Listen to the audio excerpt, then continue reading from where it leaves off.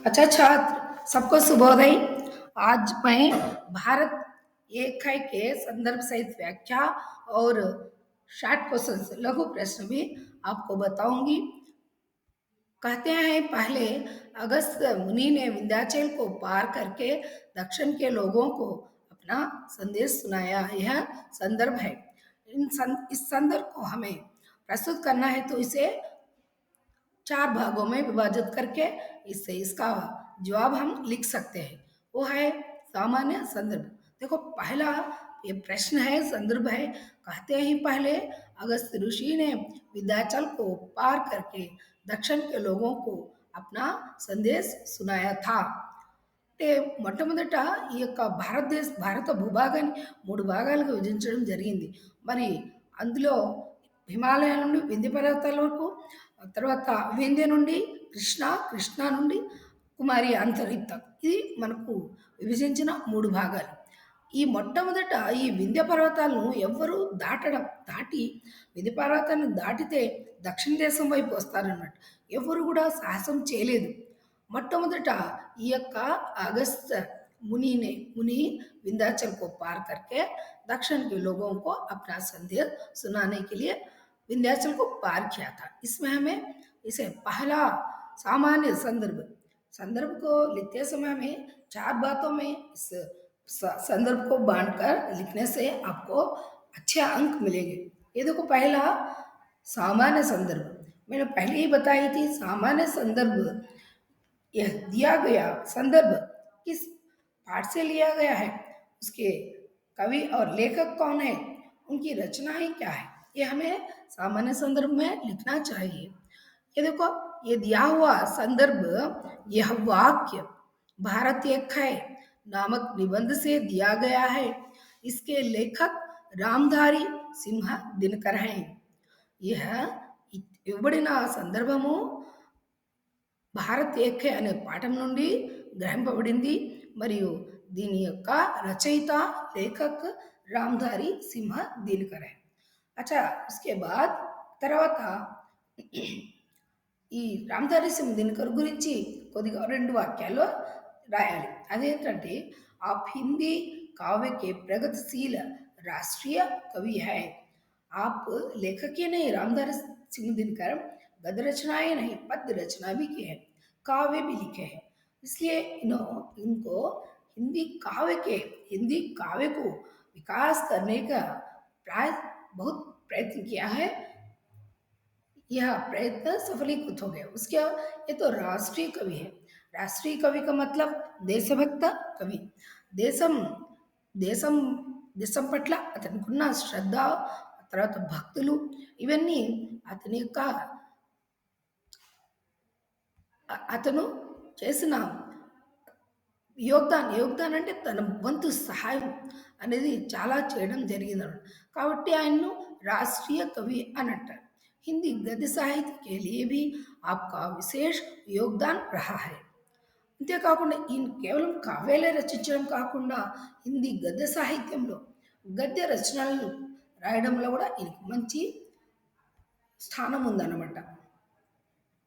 आपके निबंध विचार प्रदान होते हैं అంటే ఇతని రచనలు, ఇతని నిబంధన అంటే వ్యాసాలు ఆలోచన సరళిలో ఉంటాయన్నమాట। తర్వాత ఇతని రచనలు, ఇంకే రచనాएं कुरुक्षेत्र, रेणुका, रश्मिरथी, नीलकुसुम, उर्वशी आदि आपकी प्रमुख काव्य रचनाएं हैं। तो ये सब काव्य रचनाएं, इन्हें उर्वशी के लिए ज्ञानपीठ पुरस्कार भी मिला था, है ना। संस्कृति के 4 अध्याय, नीलकुसुम, रेती रेती के फूल आदि आपकी गद्य रचनाएं हैं। पहले बताया था ये पद्य रचनाएं हैं।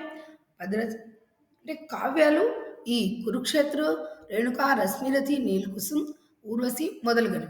తర్వాత గద్య రచనలు సంస్కృతికే చారచే, నీలకుసుమ్, రేతికే ఫుల్, ఇవన్నీ గద్య రచనలుగా మనం ఆయన యొక్క గద్య రచనలు।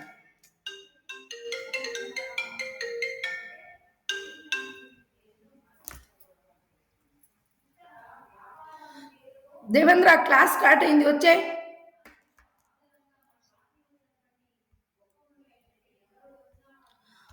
उसके बाद उस विशेष संदर्भ में हमें ये लिखना चाहिए कि उत्तर और दक्षिण को एक करने के प्रयत्नों की चर्चा करते हुए निबंधकार निबंधकार यह बात बताते हैं। यहाँ उत्तर और दक्षिण भारत देश के उत्तर और दक्षिण भागों को एक करने की चर्चा करते हुए इस वाक्य को कहा गया है। అంటే ఉత్తర దక్షిణ భాగాలను కలపడానికి ప్రయత్నిస్తూ ఆ చర్చ దాని గురించి చర్చ అనేది ఉందాం చర్చ చేస్తూ చర్చించుకుంటూ ఈ యొక్క సందర్భాన్ని చెప్పడం జరిగింది। उसके बाद व्याख्या व्याख्या भारत के उत्तर और दक्षिण के बीच विंध्य का पहाड़ प्राकृतिक सीमा बना हुआ था। అంటే ప్రకృతి దృష్ట్యా ఈ యొక్క ఉత్తర భాగము దక్షిణ భాగము వీటి మధ్యలో ఈ యొక్క विंध्याचलम అనేది ఒక హద్దుగా ఉంది।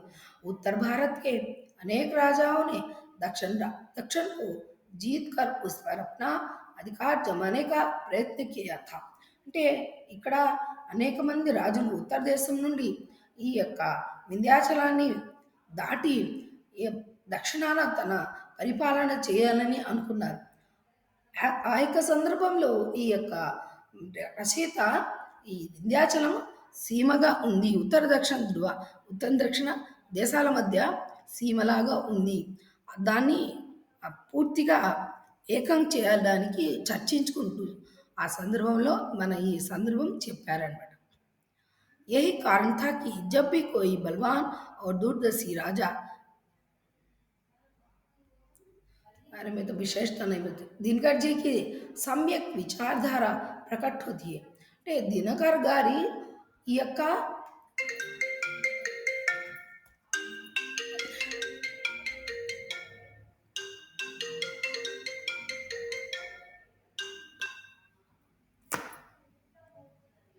అంటే ఉత్తర దక్షిణ దేశాలను కలపడానికి అతని యొక్క ప్రయత్నము ఈ యొక్క సందర్భంలో తెలియజేయడం జరిగింది। यही कारण था कि రెండో క్వశ్చన్ यही कारण था कि जब भी कोई बलवान और दूरदर्शी राजा इस काम में लगा थोड़ी उसकी वो जो प्रयत्न थोड़ी बहुत जरूर मिली लेकिन स्वार्थी अदूरदर्शी और कमजोर राजा के आते ही देश की ఏకత టూట్ గయి అంటే ఇక్కడ దేశం యొక్క యూనిటీని ఏకతను తెలియజేస్తున్నారు। అంటే సామాన్యంగా దేశంలో ఐకమత్యం ఉన్నిందనమాట దాన్ని కాపాడుకుంటూ వస్తూ ఉన్నారు। ఎప్పుడైతే బలహీనులు బలవంతులైన రాజులు దూరదర్శి గల రాజులు వీళ్ళు తమ పనులు చేసుకుంటూ అంటే శక్తి సామర్థ్యాలు చూపించుకుంటూ దేశాన్ని ఐక్యం చేయాలని ఆలోచించారు। అంటే దక్షిణ ఉత్తర దేశాలని ఏక ఛత్రాధిపత్యంలో పరిపాలించాలని వాళ్ళు అనుకుంటూ ఉన్నారు। వాళ్ళ యొక్క ప్రయత్నం సఫలీకరించింది విజయం సాధించారు వాళ్ళు। మరి అంటే ఏకత్వం భిన్నత్వంలో ఏకత్వంగా ఉన్నిందప్పుడు కానీ బలహీనులన్న రాజులు అదూరదర్శి అంటే చెడ్డ గుణాలు గల రాజులు బలహీనమైన రాజులు వాళ్ళు ఈ యొక్క దక్షిణ దేశాల్లో పరిపాలన చేయడానికి వచ్చినప్పుడు వాళ్ళు సరిగా చేయలేకపోయినారు కాబట్టి ఏకతా టూట్ గయి ఆ ఐక్యమత్యం అనేది తొలగిపోయింది అప్పుడు భిన్నత్వమే కనిపిస్తుంది। ఇందులో సామాన్య సందర్భం మొదటి संदर्भं చెప్పినట్టు यह वाक्य भारत यख है नामक निबंध से दिया गया है। इसके लेखक रामधारी सिंह दिनकर है। आप हिंदी काव्य के प्रगतिशील राष्ट्रीय कवि हैं। हिंदी गद्य साहित्य के लिए भी आपका विशेष योगदान रहा है। ये सब जो पहले बताई मैं वो सब आपको सामान्य संदर्भ में लिखना चाहिए। ఈ పాఠం ఎక్కడ ఏ పాఠం నుండి ఇవ్వబడింది సందర్భం కవి రచయిత ఎవరు అతని గురించి రెండు వాక్యాలు రాసి తర్వాత అతను రచించిన ఈ యొక్క రచనల గురించి కూడా మనం చెప్పాలి అది సామాన్య సందర్భంలో రాయాలి। ఆ తర్వాత వ్యాఖ్య भारत में सामान्य संदर्भ विशेष संदर्भ इतिहास काल में भारत इसे हमेशा लेखक इसके कारणों का परिशीलन कर रहा है इतिहास काल में ఇతిహాస్ కాలం అంటే చరిత్రలో మనకు భారత్ శాసకీయ దృష్టిసే భారతదేశంలో శాసకీయ దృష్టితో అంటే పరిపాలనా దృష్టితో భారతదేశాన్ని అంతా ఏకం చేయాలని అనుకున్నారు అనుకున్న తర్వాత కానీ వాళ్ళు సాధించలేకపోయినారు లేఖక్ ఇస్కే కారణం కా పరిశీలన కర్ రహే అంటే భిన్నత్వంలో ఏకత్వం తీసుకురావాలని వాళ్ళు ప్రయత్నించారు ఆ విధంగా వాళ్ళ యొక్క ప్రయత్నం కొంతమందికి విజయం సాధించారు కొంతమందికి విజయం సాధించలేదు ఎందుకు ఏకత్వం తీసుకురాలేదు అనే కారణాలు ఈ యొక్క సందర్భంలో మనకు కనిపిస్తుంది దానికి సామాన్య సందర్భం ఇంతకు ముందు చెప్పాను తర్వాత విశేష సందర్భం వచ్చి इतिहास काल में इतिहास काल में भारत शासकीय दृष्टि से हमेशा एक नहीं रहा అంటే చరిత్రలో మనం చూస్తే శాసన రీత్యా శాసన కాలం సమానంగా లేదు భారతదేశం అంతా ఒక శాసన కాలం లేదు ఒకరి పరిపాలన లేదు ఇది ఎందుకు లేదు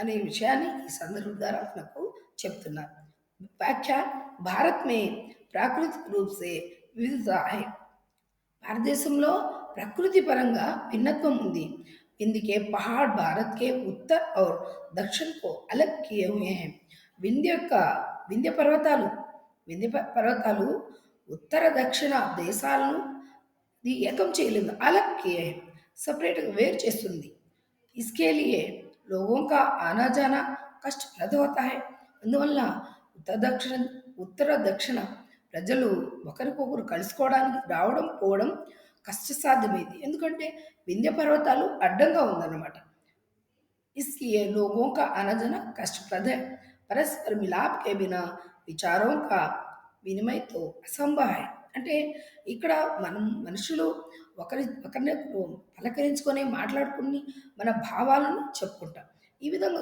దూరంగా ఉంటే వారు వాళ్ళ భావాలను చెప్పుకోవడం అనేది చాలా కష్టమవుతుంది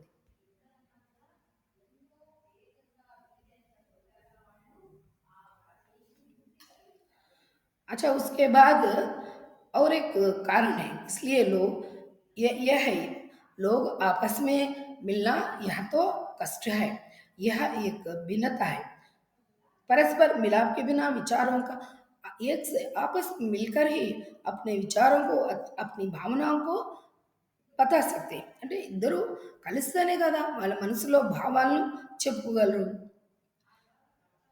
यह असंभव ही है इसके अलावा शासकीय तौर पर भी भारत बहुत कम సందర్భం में एक रहा మనం అనుకోవచ్చు భారతదేశాన్ని అందరూ పరిపాలించారు కదా అంటే పరిపాలించారు కానీ కొద్ది సమయం మాత్రము శాశ్వతంగా లేకుండా అది టెంపరీ కొద్ది సమయం మాత్రం కొంతమంది రాజులు ఈ యొక్క భారతదేశాన్ని పరిపాలించడం జరిగింది బల్వాన్ రాజా పహాడ్ కే ఉస్ పార్ भी अपनी धाक को स्थिर रख सकता था అంటే బలవంతుడైన రాజు అంటే శక్తి సామర్థ్యాలు గల రాజు ఉత్తర దేశంలో ఉన్నా కూడా అతను మొత్తం అంటే యావత్ భారతదేశాన్ని తను పరిపాలించే విధంగా చేసుకున్నాడు బలవాన్ రాజా అన్న బలవంతుడైన రాజు అదేవిధంగా కింటు दूरदर्शी చక్రవర్తి देश की एकता का सही उपाय आजमाता था అంటే ఇక్కడ చక్రవర్తులు ఉదాహరణకు చూడండి మొఘల్ సామ్రాట్లు అశోక్ గుప్తులు వీళ్ళందరూ దేశాన్ని ఏకఛత్రాధిపత్యంలో పాలిస్తూ వచ్చారు కానీ ఇక్కడ ఏమైంది ఈ బలహీనులు అంటే శక్తి అంటే అసలు రాజకీయ సైన్యమే కదా బలం అలా లేని వాళ్ళు బలహీనులే అవుతారు తర్వాత మంచి ఉపాయం ఆలోచించకపోగా అలాంటి రాజులు ఏం చేస్తారు స్థిర నాశక స్థిరంగా ఉంచలేకపోయినారు అంటే ఇక్కడ ఐకమత్యం కుదరలేదు అందరూ భిన్నత్వంగానే ఉన్నది దక్షిణ దేశం వాళ్ళు వేరు ఉత్తర దేశంలో వారు వేరు అనేది ఇక్కడ మనకు కనిపిస్తుంది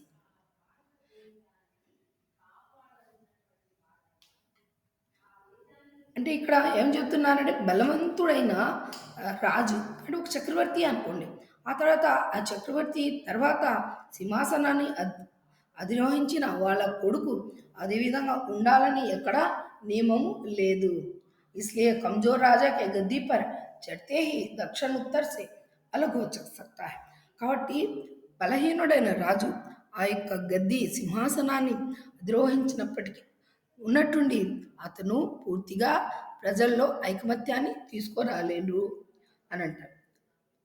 विशेषता दिन का ऐतिहासिक बोध प्रशंसनीय है. आपकी भाषा अत्यंत सरल और శైలి మహత్వపూర్ణ है. ఈ విధంగా రాజులు పరిపాలన చేసే రాజుల గురించి చరిత్ర గురించి మనకు చక్కగా చెప్పడం అనేది దినకర్ యొక్క గొప్పతనం. ప్రశంసనీయ అంటే అతన్ని ప్రశంస చేయదగ్గ. उसी प्रकार तीनमा हमारी एकता का दूसरा प्रमाण यह है कि उत्तर या दक्षिण चाहे जहाँ भी चले जाए आपको जगह जगह पर एक ही संस्कृति के मंदिर दिखाई देते हैं. ఇంకొక విశేషమైన ఇది భిన్నత్వంలో ఏకత్వం. ఈ యొక్క సందర్భము భిన్నత్వంలో ఏకత్వాన్ని తెలియజేస్తుంది. ఎందుకంటే ఇక్కడ అంటే మన యొక్క సంస్కృతిని ఒకే విధంగా ఆచరిస్తున్నాం. అనేక మతాలు కులాల వాళ్ళు ఉన్నా కూడా ఈ యొక్క సందర్భంలో ఏం చెప్పారంటే ఉత్తర దక్షిణ దేశాలలో ఒకే సంస్కృతి ఉంది, ఒకే విధమైన ఈ యొక్క మందిరాలు గుడులు గోపురాలు మస్జిద్ और గిరిజాఘర్ సబ్ కుచ్ రఖాయి. భారతదేశంలో ఎక్కడ వెళ్ళి చూసినా కూడా ఇవన్నీ ఉంటుంది. దీనిలో ఏకత్వం అనేది మనకు కనిపిస్తుంది. అదేవిధంగా ఈ యొక్క संदर्भाనికి सामान्य संदर्भ इंदु मुंदु చెప్పినట్టు किस पाठ में लिया गया है और इसके लेखक कौन है, उनके बारे में दो वाक्य लिखना है, बात रचनाएं लिखना है. सामान्य संदर्भ ఈ యొక్క సందర్భాన్ని కూడా సామాన్య సందర్భ ఏ ఏ భాగ ఏ పాఠం నుండి తీయబడింది ఇదంతా సామాన్యంగా రాయడం అనేది జరుగుతుంది. ఏ పాఠంలో నుండి ఇవ్వబడింది, రచయిత ఎవరు, అతని గురించి రెండు వాక్యాలు, ఆ తర్వాత అతని రచనలు, ఇది ఇవంతా సామాన్య సందర్భంలో వచ్చేస్తుంది. తర్వాత విశేష సందర్భ ఇందులో కూడా देश की एकता को प्रामाणिक करते हुए लेखक इस प्रकार कहते हैं. అంటే भारत देश में भिन्नता है, इस भिन्नता में भी एकता छिपी हुई है. इस बात को कहते हुए लेखक कहते हैं. అంటే ఈ యొక్క విశేష సందర్భంలో ఇచ్చిన సందర్భం ఏ సందర్భంలో చెప్పారు, ఏ సందర్భంలో చెప్పారంటే ఈ యొక్క భారతదేశ సంస్కృతి భారతదేశకి ఏకత భారతదేశంలో ఐక్యతను ఇక్కడ ప్రమాణం చేస్తూ అంటే ప్రమాణిత కన్నా అంటే ఆధారపూర్వకంగా మనకు చూపిస్తూ లేక ఇవి చెప్తున్నారు అని మనకు ఈ యొక్క విశేష సందర్భంలో చెప్పబడింది. उसके बाद इसका व्याख्या भारत देश में भिन्नता और एकता दोनों है. भारत देश में भिन्नता है और एकता भी है. और कहाँ कहाँ भिन्नता में ये एकता छिपी हुई है, देखो दोनों स्पष्ट और ప్రత్యక్ష అంటే భారతదేశంలో భిన్నత్వం ఎలా ఉందో అదేవిధంగా అందులో దాగి ఉన్న ఏకత్వం కూడా ఉంది. అదేవిధంగా ఈ యొక్క दोनों स्पष्ट प्रत्यक्ष है, भिन्नत्व ఉంది ఏకత్వం కూడా ఉంది. जो जिसे देखना चाहे वो उसे देख सकता है. అంటే మనిషి మీద వదిలేశారు. ఎవరైతే మా భారతదేశము ఏకత్వం గల దేశము ఏకతా గల దేశము అని అనుకుంటే అక్కడ మనకు ఏకత్వమే కనిపిస్తుంది. లేదు ఏకత్వం లేదు భిన్నత్వమే ఉంది అని అనుకున్న వాళ్ళకి భిన్నత్వమే కనిపిస్తుంది. చూసే దృష్టిని బట్టి ఉంటుందన్నమాట. వాస్తవమే భిన్నత బాహరి है. మనకు ఈ భిన్నత్వం అనేది బాహరి బయటకు కనిపించేది వివిధత్వం.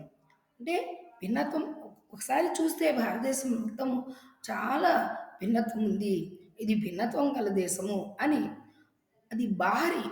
ఆ భిన్నత్వం అనేది బయట మనకు కనిపించేది. दोनों स्पष्ट और स्पष्ट है.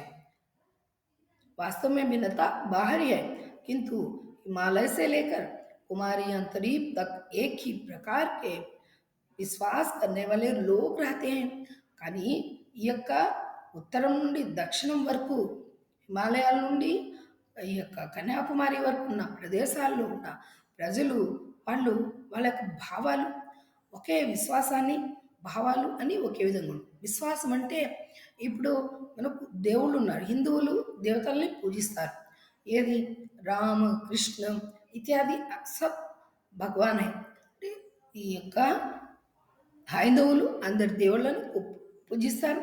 వాళ్ళకి సంబంధించిన గుళ్ళు ఆ దేశమంతా వ్యాపించింది. ఉదాహరణకు ఇక్కడ మన దక్షిణ దేశంలో రాముడి గుడి ఉంది, కృష్ణుని గుడి ఉంది.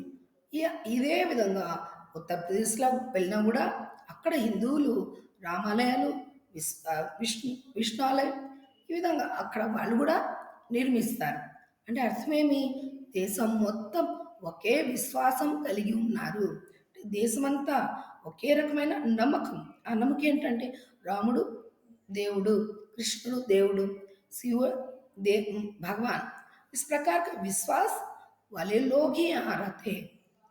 उसी प्रकार देखो सब धर्म में भी, सब धर्म में, इस्लाम धर्म में और क्रिश्चियन धर्म है, जैन बुद्ध बहुत से धर्म हमारे इस भारत देश में है। అన్ని మతాలు అనేక మంది వివిధ మతాలు కలిగిన వాళ్ళు ఉన్నారు. కానీ ఈ మతాలు ఇప్పుడు దక్షిణ దేశంలో ఒక రకమైన విశ్వాసం ఉంటే ఈ యొక్క మస్జిద్ और మక్బరే ఉంది కదా, ఈ దీని మీద ఒక విశ్వాసం ఉంటే అక్కడ నార్త్లో ఒక విశ్వాసం ఉండదు. ఎందుకంటే మతం అనేది ఒకటే. ఆ మతాన్ని ధర్మ అంటారు హిందీలో. మతం అంటే మన ధర్మాన్ని మనం కాపాడాలి. ఆ యొక్క మతంలో ఏమేమి ఉంది అన్నీ కూడా వాళ్ళు చేయగలగాలి. అది హిందూ అయినా కానీ, మహమ్మదే కానీ, క్రిస్టియన్స్ అయినా కానీ వీళ్ళు ఒక ప్రాంతంలో ఈ విధంగా పూజిస్తూ ఇంకో ప్రాంతంలో మిగిలిన వారిని పూజించడం లేదు. ఎక్కడైనా ఈ గుళ్ళు గోపురాలు ఒకే రకంగా ఉంటాయి, మస్జిద్లు ఒకే విధంగా ఉంటాయి, తర్వాత గిరిజాఘర్ అంటే చర్చిలు కూడా ఒకే విధంగా ఉంటుంది. దీన్ని బట్టి ఏమర్థమవుతుందంటే ఈ యొక్క భారతదేశంలో ఉన్న ప్రజలందరూ ఒకే విశ్వాసానికి, తర్వాత ఒకే అంటే ఒక విధంగా భగవంతుని యొక్క విశ్వాసం కలిగిన వాళ్ళు ఉన్నారు. చాహే ఆస్తిక్ హో या नास्तिक हो, भारत भर में एक ही देवी देवताओं के मंदिर दिखाई देते. వారు ఆస్తికులైనా కానీ, ఆస్తిక్ అంటే భగవంతుని నమ్మేవాళ్ళు, నాస్తిక్ అంటే భగవంతుని నమ్మని వాళ్ళు. ఇద్దరు కూడా ఎక్కడ ఎటు ఉన్నా కూడా ప్రతి ప్రదేశంలో ఉత్తర దక్షిణ దేశాలలో దేవీ దేవతలను ఆరాధించే పూజించే వాళ్ళు ఒక్కరే ఉన్నారు. అదేవిధంగా ఒకే మతం, అది హిందువులు ఆ విధంగానే ఆచరిస్తూ వస్తున్నారు. यहाँ पश्चिमी विचारों का भी प्रभाव है, इसीलिए आधुनिक विचारधारा के लोग भी मिल जाए. అంటే పాశ్చాత్య దేశాల యొక్క సంస్కృతిని, వాళ్ళ యొక్క ఆచారాలని, అలవాట్లు మనం నేర్చుకుంటూ ఉన్నాం. నేర్చుకున్నా కూడా వాళ్ళు కొత్త వాళ్ళు, ఆ కొత్త వాళ్ళు కూడా భారతదేశంలో ఉన్న కొత్త వాళ్ళు కూడా ఒకే విశ్వాసంతో జీవిస్తారన్నమాట. मगर वे सभी एक ही प्रकार के होंगे.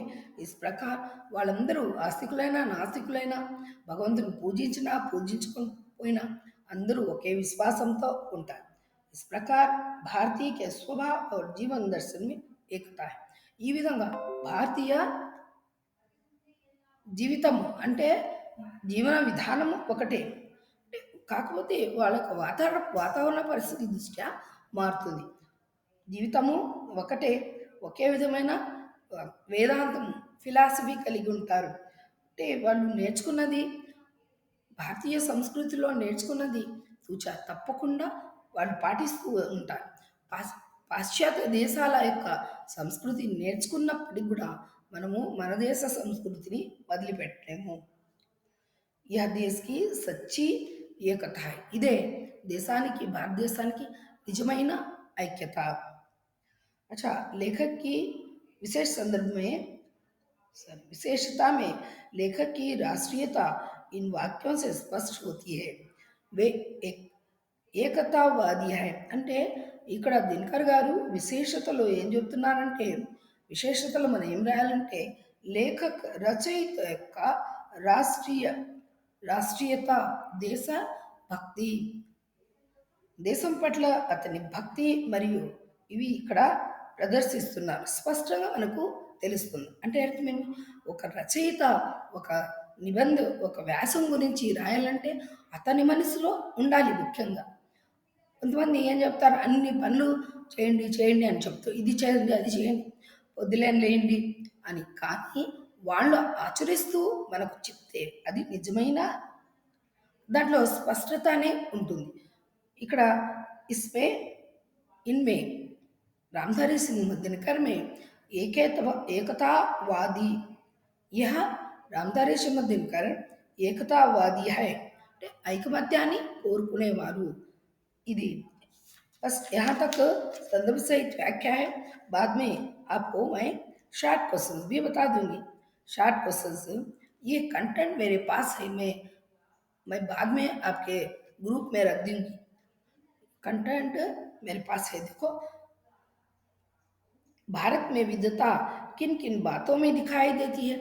भारत देश में भिन्न देश है, लेकिन इस देश में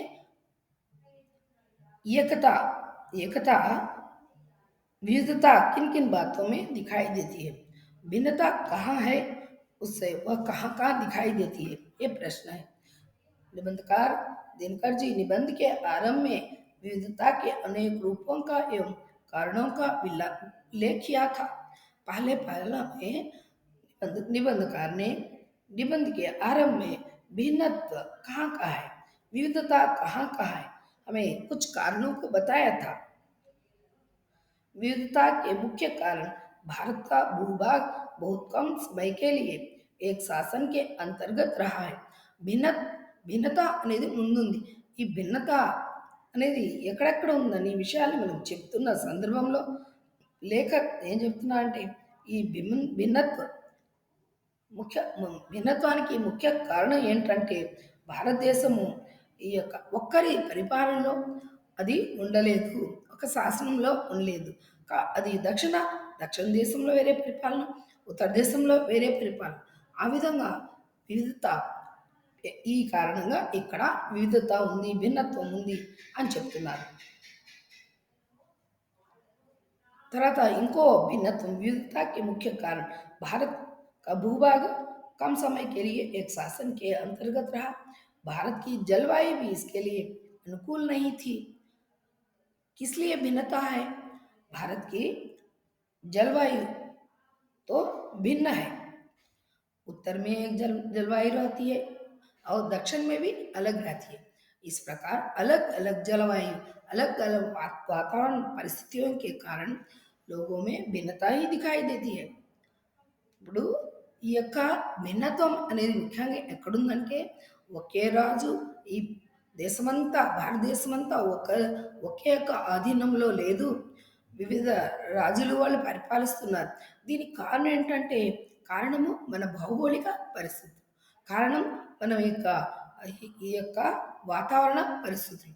మరి ఈ వాతావరణ పరిస్థితుల దృష్ట్యా ఈ ప్రజలను ఏకం చేయలేకపోయినారు. అదేనో వింధ్య పర్వతాలను దాటి ఎవరు పోలేక దక్షిణాన వేరు, ఉత్తరాన వేరుగా ఉన్నాయి.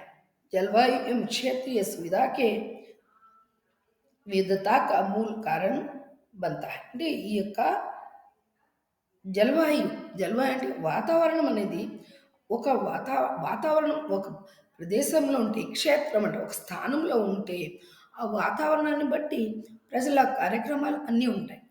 ఉదాహరణకు కాశ్మీరంలో మంచు కురిసే కాశ్మీరంలో చలి ఎక్కువ ఉంటుంది. వాళ్లకు ఆ వేడినిచ్చే వస్త్రాలు వాళ్ళు ధరిస్తూ ఉంటారు. అదే విధంగా అక్కడి ఆహారాన్ని వాళ్ళు భుజిస్తూ ఉంటారు. కానీ అదేవిధంగా దక్షిణాన్ని తీసుకుంటే దక్షిణంలో వేడి ఎక్కువ, వేడి నుండి తమను కాపాడుకునే వస్త్రాలు వాళ్ళు ధరిస్తుంటారు. తర్వాత వేడిని తగ్గించే ఆహారాన్ని వాళ్ళు తింటూ ఉంటారు. అంటే ఇక్కడ భిన్నత్వం అనేది కనిపిస్తుంది మనకు. ఈ యొక్క భిన్నత్వం అనేది కనిపిస్తుంది ప్రజల్లో. ఆ భిన్నత్వంలో ఏకత్వం తీసుకురాలేకపోయారు చాలామంది.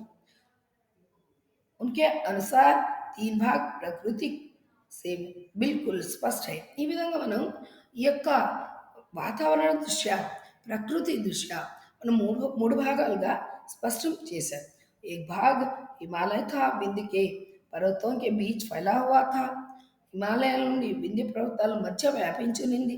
दूसरा भाग दक्षिणी प्लेटो है, రెండో భాగము దక్షిణ పీఠభూమి. ఇది వింధ్య से కృష్ణా నది तक व्याप्त है.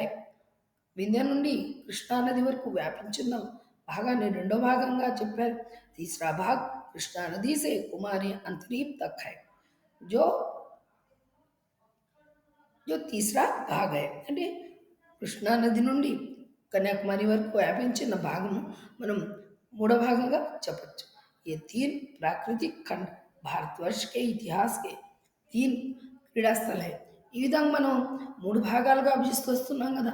ఈ మూడు భాగాలు చరిత్రలో నిలిచిపోయేటట్టు ఈ యొక్క క్రీడా స్థలాలుగా ఇవి ఉన్నాయి. ఇంతవరకు రాస్తే చాలు. दूसरा प्रश्न है भारत की भाषा भेद की समस्या का परिचय दिए. भारत देश में जो भाषा है भाषा भेद की समस्या भी है. उस समस्या को बताने के लिए प्रश्न पूछा गया है. भाषा भेद की समस्या हमारी राष्ट्रीय एकता की सबसे बड़ी बाधा है. అంటే మన యొక్క ఐక్యతకు మూల కారణం ఏంటంటే ఐక్యతను తీసుకురా భిన్నత్వమే ఇక్కడ కనిపిస్తుంది. భారతదేశంలో అనేక భాషలు మాట్లాడడం వల్ల మనకు సమస్య అనేది భాషాపరమైన సమస్య ఏర్పడింది. देश में अनेक प्रकार की भाषाएं फैली हुई है. इनके कारण हम आपस में अजनबीस के समान है. భారతదేశంలో అనేక భాషలు విస్తరించున్నాయి. ఈ భాషల కారణంగా మనము ఒకరికొకరు దక్షిణ దేశం వైపు నుండి ఉత్తర దేశం దీని మధ్య ఈ రెండు ప్రదేశాల మధ్య ఎవరైనా వ్యక్తులు వస్తే వాళ్ళ ఒకరికొకరు వాళ్ళ భాష తెలియదు కదా. ఆ విధంగా వాళ్ళు అపరిచితులుగానే ఉండిపోతారు. ఇన్కే కారణ్ हम आपस में అజనబీకే సమాన్ है. కాబట్టి ఆ భాష కారణంగా ఒకరి భాష దేశమంతా ఒక భాష లేదు, అనేక భాషలు ఉన్నాయి. దీని కారణంగా ఉత్తర దేశం నుండి ఒక వ్యక్తి దక్షిణ దేశం నుండి ఒక వ్యక్తి వచ్చి ఎదురెదురుగా ఉన్నా కూడా మనం అపరిచితులమే. ఎందుకంటే భాష అనేది రాదు. వాళ్ళ భాష వీళ్ళకి తెలియదు, వీళ్ళ భాష వాళ్ళకు తెలియదు. उत्तर भारत में गुजरात से लेकर बंगाल तक की जनता के बीच संपर्क खूब हुआ है. इसलिए वहाँ भाषा भेद की समस्या ज़्यादा नहीं है. అంటే బంగాల్ నుండి ఈ యొక్క గుజరాత్ వరకు వ్యాపించున్న ప్రదేశాల్లో ప్రజలు బాగా కలిసిపోతూ వాళ్ళ యొక్క భావాలు ఒకరికొకరు చెప్పుకుంటూ ఉంటారు. ఎందుకంటే అక్కడ ఒకే భాష ఉంటుంది. అంటే ప్రాంతీయ భాషలు ఉన్నప్పుడు కూడా గుజరాత్లో గుజరాతీ ఉన్నా కూడా బెంగాల్లో బెంగాలీ ఉన్నా కూడా మనకి ఇక్కడ వాళ్ళకు ఒకే భాష వచ్చి ఉంటుంది. ఇంకో భాష కూడా మాతృభాష తప్ప హిందీ కూడా వాళ్ళకి తెలుసు కాబట్టి వాళ్ళు హిందీలో ఉత్తర ప్రత్యుత్తరాలు చేసుకుంటారు, వాళ్ళు కలిసిమెలిసి మాట్లాడుకుంటారు. ఇక్కడ భాష సమస్య లేదు. ज़्यादा नहीं है అంటే ఉంది కానీ కొద్దిగా ఉంది. लेकिन अगर कोई उत्तर भारतीय दक्षिण चला जाए अथवा कोई दक्षिण भारतीय उत्तर चला आए वह अपनी मातृभाषा के सिवा अन्य कोई भाषा नहीं जानता. అంటే బహుశా ఒక ఉత్తరప్రదేశ్ నుండి ఒక వ్యక్తి దక్షిణ ప్రదేశానికి వచ్చిన తనకు కేవలం ఒక భాషే వచ్చు, హిందీ భాషే వచ్చు. కాబట్టి దక్షిణాన హిందీ భాష చాలా తక్కువగా ఉంది కాబట్టి అతను చాలా కష్టాల్లో ఇరుక్కున్నట్టు అవుతాడు. అదేవిధంగా దక్షిణ దేశం నుండి ఉత్తర దేశానికి వెళ్ళిన మనకు మాతృభాష తప్ప మరొక భాష రాని పక్షంలో చాలా ఇబ్బందులు ఎదుర్కోవాల్సి వస్తుంది. यही वह सचमुच बड़ी मुश्किल में पड़ जाएगा. భాష రాని పక్షంలో చూడండి, హిందీ అనేది సర్వవ్యాప్తంగా ఉంది. ఈ భాషను నేర్చుకోవడం వల్ల ఉత్తరం వాళ్ళు దక్షిణంలో, దక్షిణం వాళ్ళు ఉత్తరంలో వెళ్ళినా కూడా వాళ్ళు తమ భాష ద్వారా తమ కార్యకలాపాలు చేసుకోగలరు. ఇక్కడ ఇస్ ప్రకార్ కా పరివార్ తభీ హోగా. ఎప్పుడైతే ఈ యొక్క భాషాపరమైన గోడ అనేది మనం కూల్స్తామో అప్పుడే మనమంతా ఏకమవుతాం, మనమందరం ఒకే కుటుంబం వాళ్ళు అవుతాం. భిన్నతాయే అంటే భిన్నత్వంలోనే ఏకత छिपी हुई है. భిన్నత్వంలోనే ఏకత అనేది छिपी हुई है. इस प्रकार का परिवार అంటే భాష అనే గోడని కూలదోయడం వలన అందరూ ఏకమవుతారు. जब हिंदी भाषी क्षेत्र में अहिंदी भाषाओं तथा अहिंदी भाषी क्षेत्र में हिंदी भाषा का अच्छा प्रचार हो. కాబట్టి ఫైనల్గా ఈ ఒక నిర్ణయం చెప్తున్నారు లేఖ. హిందీ భాషాओं తథా హిందీ భాష అంటే ఎక్కడైతే భా హిందీ హిందీ ప్రదేశాలలో అహిందీ భాషను నేర్పించాలి. అంటే హిందీ ప్రదేశాలంటే నార్త్‌లో, అహిందీ భాషలంటే ఈ యొక్క తెలుగు, మలయాళం, కన్నడ ఇవన్నీ భాషలు. ఇవి వాళ్ళకు నేర్పించాలి. నేర్పిస్తే వాళ్ళు చక్కగా ఆచార వ్యవహారంలో ప్రచారం చేసుకుంటూ వాళ్ళు చక్కగా ఏకమవుతారు అనేది దీని యొక్క సారాంశం.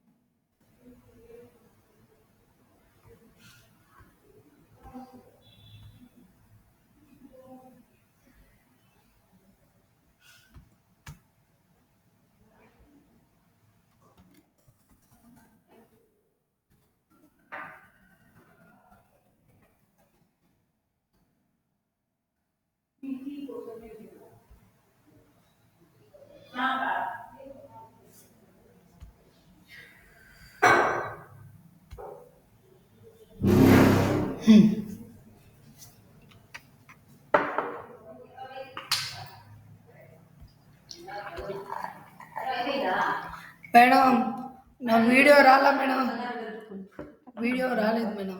ఏదో రావడం లేదు. వచ్చింటది లేదు మేడం. ఉండండి, ఇప్పుడే రాదు, కొంచెంసేపు ఉండి వస్తుంది. అంటే మీరు నేను చేసేది మేడం స్క్రీన్ రికార్డు అది చేశారా? కూడా చేశాను మేడం. అవునండి. ఇది కూడా చేశాను.